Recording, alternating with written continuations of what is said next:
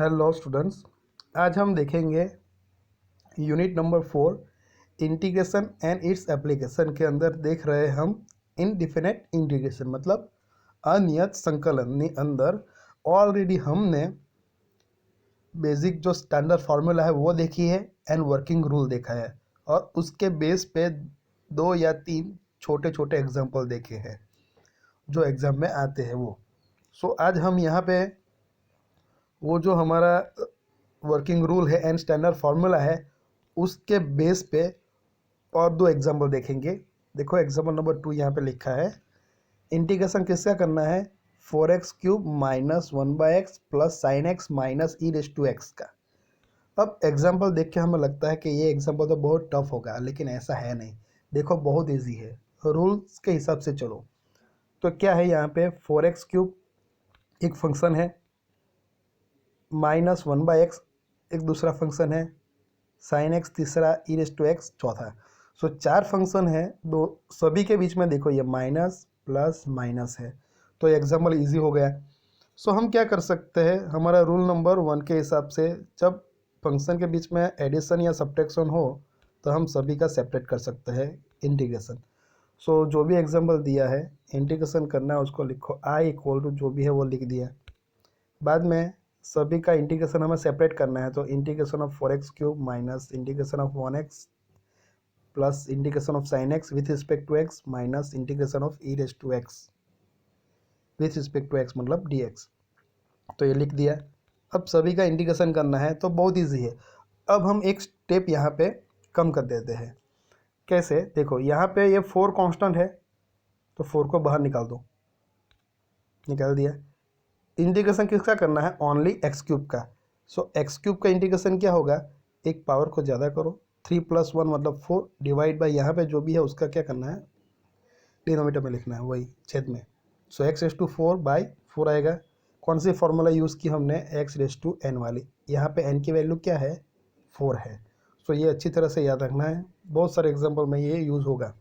x³ का इंटीग्रेशन क्या आएगा, x⁴/4 माइनस ये अभी 1/x का इंटीग्रेशन क्या आता है, log ऑफ मॉड्यूलस x, वो फार्मूला में है ही, प्लस सेम लिखा है। अभी साइन x का इंटीग्रेशन क्या आता है, माइनस कॉस x, तो वो भी लिख दिया। साइन x का विकलन क्या आता है कॉस x, इंटीग्रेशन क्या आता है माइनस कॉस x। तो ऐसे पैर में याद रखो, माइनस ये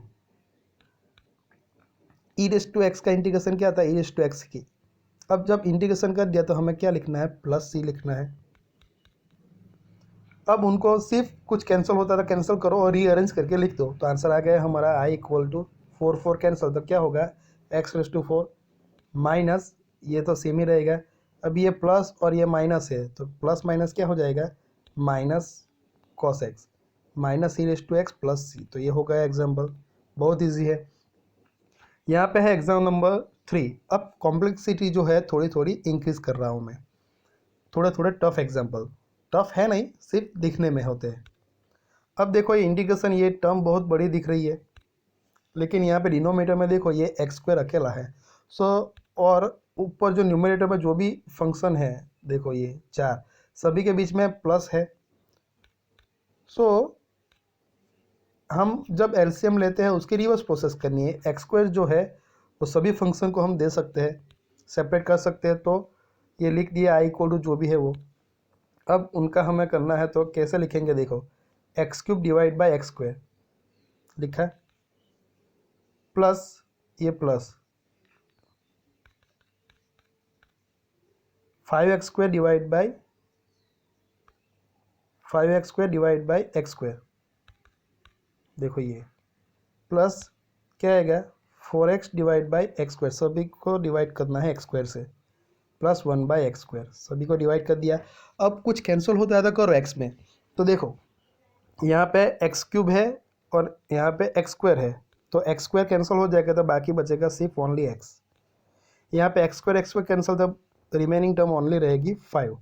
यहाँ पे एक x कैंसिल तो रहेगा 4/x, और यहाँ पे 1/x² है तो उनकी जगह पे लिखा है x⁻²। सो एक्स स्क्वायर को न्यूमरेटर में लेके जाओ तो पावर जो +2 है तो वो क्या हो जाएगा -2। बहुत ईजी है। अब ये सभी फंक्शन आ गए, सभी के बीच में प्लस है तो उसका इंटीग्रेशन करना है तो हम सेपरेट कर सकते हैं सभी का अलग अलग। तो ये x का इंटीग्रेशन अलग किया है, 5 का इंटीग्रेशन की साइन लिखनी है, जिसका करना 5 का किसके रिस्पेक्ट में कर रहे हैं dx, बस ऐसा लिखना है। सो ये सभी लिख दिया।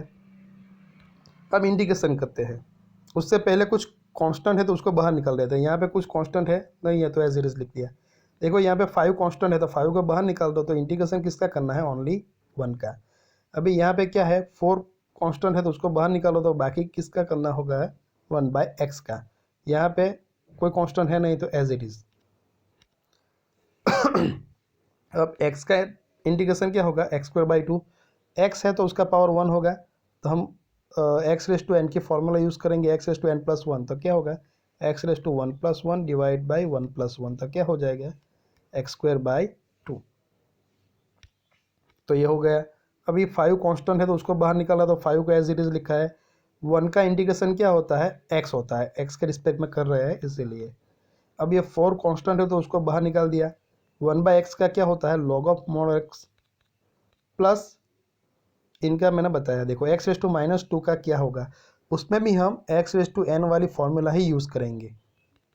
x⁻n+1 आता है तो क्या करेंगे, n की वैल्यू अभी क्या है -2, तो x⁻² + 1 डिवाइड बाई -2+1, तो क्या होगा x⁻² क्या आएगा -1 डिवाइड बाई क्या आएगा -1। तो हम ऐसे नहीं लिख सकते, हम अलग तरीके से लेंगे कि -1 है, 1 ही है डिनोमीटर में, तो माइनस को आगे लिख देते हैं। और ये x⁻1 है तो उनको डिनोमीटर में लाते हैं, तो x⁻1 हो जाएगा पावर -1 की जगह पे, तो 1 नहीं लिखेंगे तो चलेगा, तो -1/x लिख सकते हैं उनकी जगह पे। सो यहाँ पे ये x⁻1 डिवाइड बाई -1 लिखा है, तो ये माइनस और ये प्लस, प्लस माइनस क्या कर देंगे नेक्स्ट स्टेप में माइनस कर देंगे, तो हो गया -1/x + c। सो बहुत इजी एग्जाम्पल आते हैं। सिर्फ दिखने में हमें लगता है कि ये एग्जाम्पल थोड़ा टफ है, लेकिन रूल्स एंड फार्मूला याद रखो तो एग्जाम्पल कोई भी हो इजी ही रहेगा। अब ये फार्मूला और रूल के बेस पे और एग्जाम्पल जो आते हैं वो हम नेक्स्ट वीडियो में देखेंगे।